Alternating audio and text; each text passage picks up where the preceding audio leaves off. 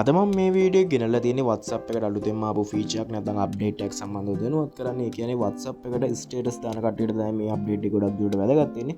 මේ අප්ඩේට් එක මොකක්ද කියන එක සම්බන්ධව මේ වීඩියෝෙන් කතා කරනවා. එහෙනම් වීඩියෝ එක දීලා මේ සම්බන්ධව සම්පූර්ණ විස්තරය කතා කරමු.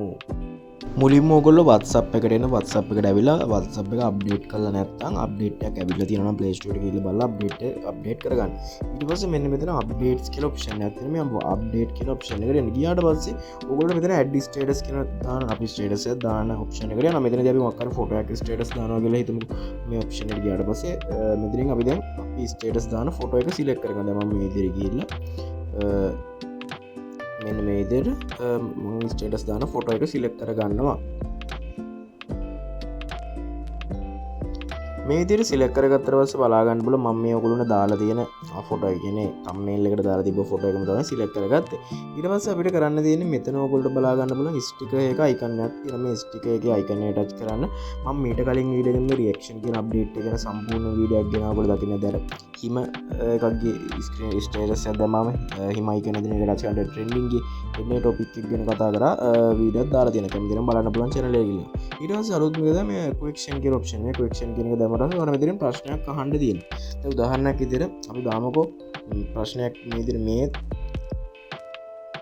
මේ thumbnail එක හොඳද කියලා වගේ නිකන් සාමාන්‍ය මම ප්‍රශ්නයක් දානවා.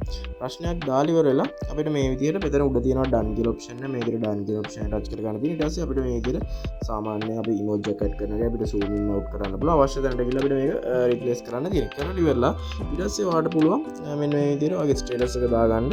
දැන් මම මේ විදිහට ඔයාලට මොකක් හරි caption එකක් දාන්න. caption එකක් දාලා මෙතනින් status එක public කරගන්න පුළුවන්.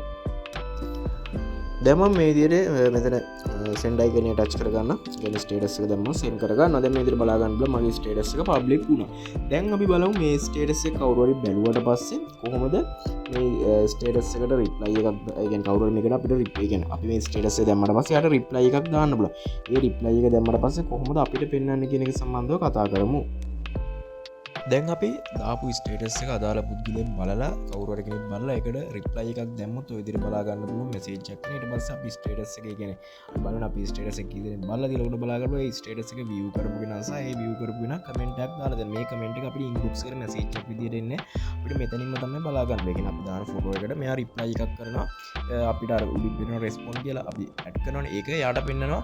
අපේ ෆොටෝ එක උඩින් ආයේ රෙස්පොන්ඩ් කියන දා ටච් කරලා කමෙන්ට් එක ටයිප් කරන එච්චරයි වෙන්නේ. ඊට පස්සේ ඒ කමෙන්ට් එක අපිට අපේ ස්ටේටස් එකේ අපි ෆොටෝ එකට යටින් අපි සීන් කරපු මෙම්බර්ස්ලාට එක්කම උඩින් ඒ අදාළ කෙනා රිප්ලයි එකක් දැම්මම නම් සමහර කෙනෙක් සීන් කරලා රිප්ලයි නොකර ඉන්න පුළුවන්.